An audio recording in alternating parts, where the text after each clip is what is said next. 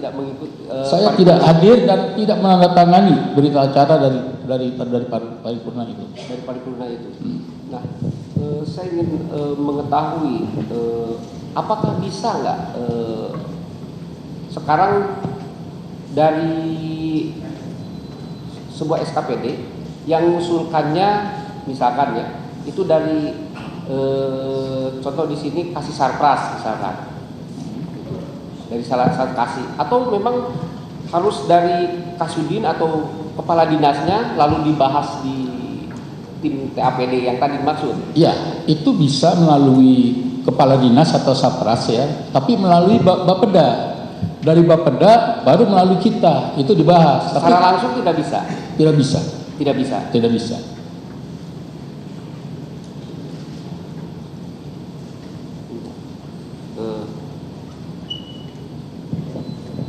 Saksi mengetahui mengenai adanya UPS itu kapan? Saya jadi bahan lucuan Pak Jaksa. Izin majelis. Jadi waktu ada perseteruan di Kementerian Dalam Negeri, kita keluar saat itu ya antara DPD dengan eksekutif, saya ditanya oleh para wartawan, Pak Jilulung bagaimana, ada kan di koordinator komisi E, itu bagaimana dengan UPS? Berkali-kali karena wartawan yang sini nanyain saya nyeleneh, saya bilang saya kagak ngerti jadi USB, saya ngomong UPS jadi USB gitu, jadi bahan tertawaan. Memang saya kagak ngerti pasal itu, jadi saya banyak di istilahnya di Twitter itu saya banyak dibully hari itu sampai menjadi trending topik gitu. Jadi memang saya nggak ngerti Pak soal IPS itu. Tapi karena di Komisi E merupakan bermitra kerja dengan Dinas Pendidikan. Dinas Pendidikan. Apa ada sebuah kunjungan atau pemeriksaan atau cek terhadap seluruh kegiatan yang sudah dianggarkan gitu? Kunjungan itu menyangkut kunjungan kerja DPRD yang barangkali bersinergi dengan kegiatan-kegiatan dinasnya. Kalau umpamanya kita datang ke satu tempat ya, terus dinasnya mengatakan kami butuh ini, butuh ini. Itulah anggaran yang diperlukan nantinya, rencana anggaran diperlukan nantinya oleh SKPD tersebut melalui rapat-rapat SKPD dengan Bapeda ya, baru kemudian diusulkan kepada kita. Saksi mengetahui nggak terkait dengan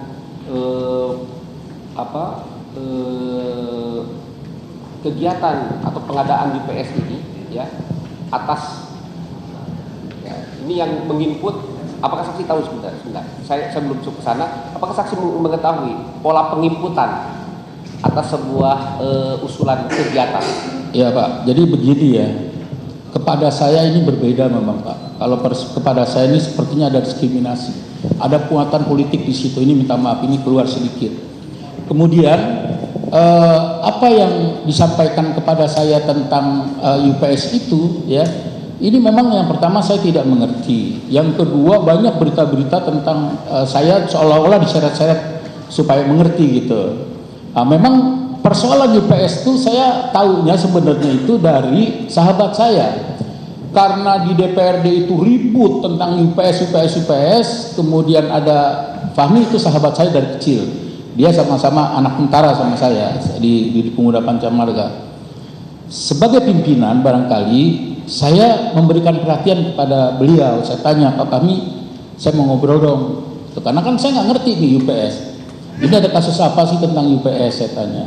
Dia cerita lah, ada satu hari saya ketitipan sebuah amplop yang programnya sebelumnya saya nggak tahu, dia bilang kepada saya nih. Terus ya saya sampaikan, ya itu saja yang saya tahu. Dilanjutkan Pak, disampaikan kemana?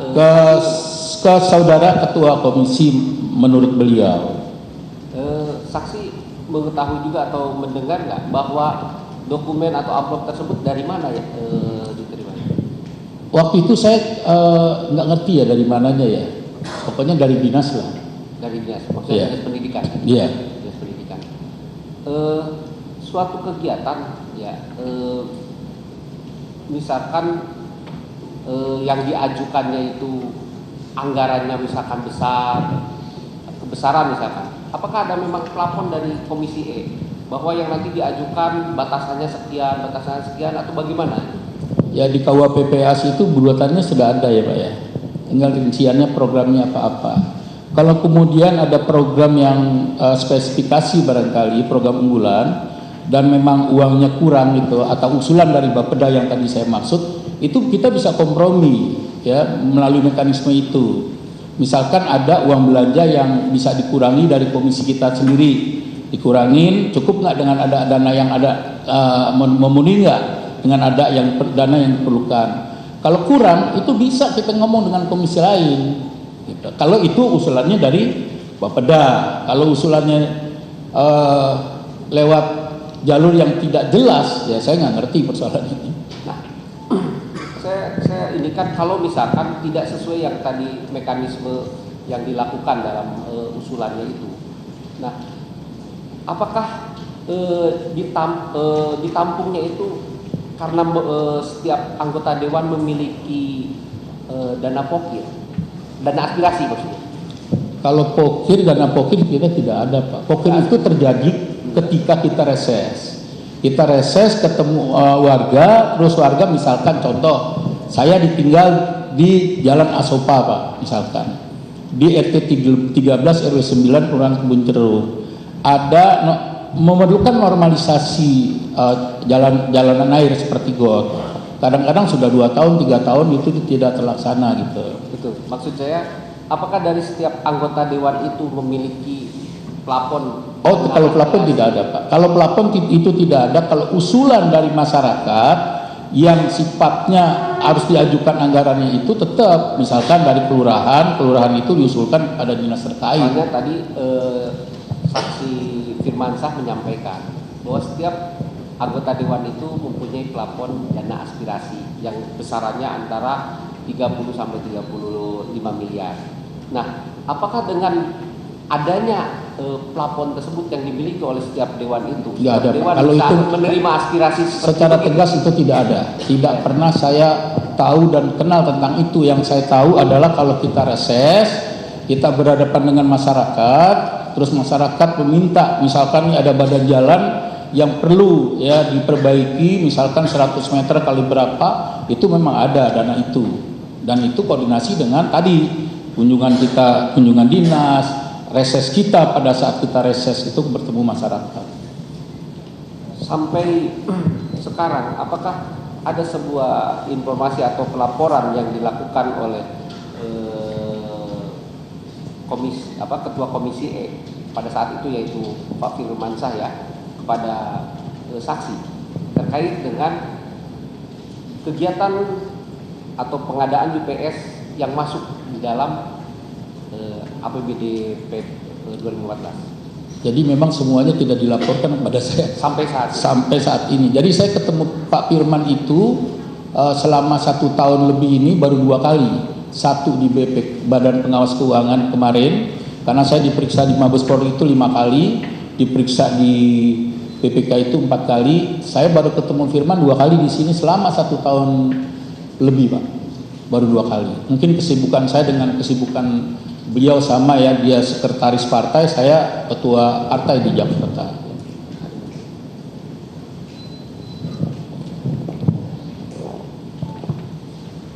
Pak izin Pak, boleh saya minum nggak? Nggak, sangat kering nih.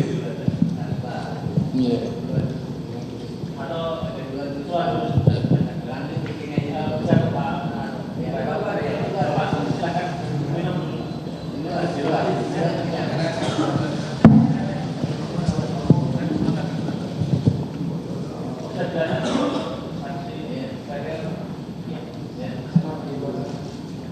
Terima kasih Yang Mulia. Sementara kami lanjutkan ke saksi Pak Ferial ya. Siap. Tanggal 25 Juli Pak 2014. Ini ada surat dari Ketua Komisi E kepada saudara saksi selaku Ketua DPRD Provinsi DKI Jakarta dengan nomor 03-S-KE DPRD -7 2013. Saudara saksi tahu? mengenai penyampaian laporan hasil pembahasan Komisi E tentang perubahan APBD tahun 2014. Tentunya setiap mereka sehabis melaksanakan pembahasan di komisi, mereka melaporkan kegiatannya tertulis. Walaupun tentunya pembahasan pada waktu itu belum begitu sempurna, jadi belum tuntas seluruhnya, kira-kira seperti itu. Ya, jadi penyampaian laporannya masih bersifat umum. Saya kira begitu, masih bersifat umum. Masih Ya. bersifat umum. Nah, saudara saksi selaku ketua DPRD, berarti ex officio juga selaku ketua Banggar ya? Betul. Saudara saksi tahu enggak kapan setelah itu baru ada rapat-rapat yang detail mengenai perubahan APBDP ini? Jadi yang dari umum tadi, kemudian sifatnya detail, di situ ada anggaran per anggaran. Jadi itu dilaksanakan di Badan Anggaran. Cuma kegiatan-kegiatan ini kan sejak awal sudah dilakukan di komisi. Makanya pada saat dilaksanakan pembahasan di Badan Anggaran, ini ditangani oleh sub Badan Anggaran, yang orangnya adalah sama. Ketua komisi tingkat komisi adalah misalnya contohnya Pak Firman. Pada saat di Badan Anggaran, dia sebagai yang tertua di Badan Anggaran dari Komisi E yang kita sebut sub Badan Anggaran. Dia akan membahas kalau ada sesuatu yang belum sempurna dalam pembahasan, kira-kira seperti itu. Jadi itu yang dinamakan tahap sinkronisasi. Ya, menuju ke tahap sinkronisasi, belum sinkronisasi, menuju ke sana. Nah, apabila di dalam rapat sub Badan Anggaran yang akan kemudian nanti menuju kepada tahap finalisasi, apakah kalau terdapat perubahan-perubahan dari tadi satu mata anggaran di APBD ada, kemudian di APBDP tidak ada, atau sebaliknya, saudara saksi tahu tidak? Pembahasan kegiatan-kegiatan seperti ini dilakukan oleh sub Badan Anggaran. Kami di tingkat pimpinan hanya membahas pagu anggaran. Makanya saya laporkan bahwa untuk tingkat kegiatan-kegiatan itu yang menandatangani adalah pimpinan komisi. Sedangkan pimpinan dewan atau pimpinan Badan Anggaran hanya menandatangani struktur anggaran yang terdiri dari pendapatan kita berapa, belanja berapa, belanja langsung tidak langsung berapa, pembiayaan yang di dalamnya adalah PMP berapa dan seterusnya. Itu yang kita tanda tangani. Itu yang akan dilampirkan oleh hasil-hasil kegiatan pembahasan sampai relatif detail oleh sub Badan Anggaran atau komisi gitu. Jadi pada prinsipnya selama di dalam rapat di sub Badan Anggaran antara apabila ada perubahan yang penting masuk ke dalam pagu anggaran, itu masih bisa ditoleransi. Ya tentunya kami melihat hanya dalam pagu anggaran saja. Dari pagu anggaran, nah pada saat mereka misalnya melaporkan komisi ini ada sebetulnya pagunya X misalnya.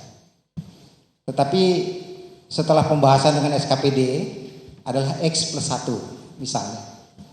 Maka kita harus melihat X plus 1 ini bisa ditolerir atau tidak. Karena kalau dia nyeleneh sendiri,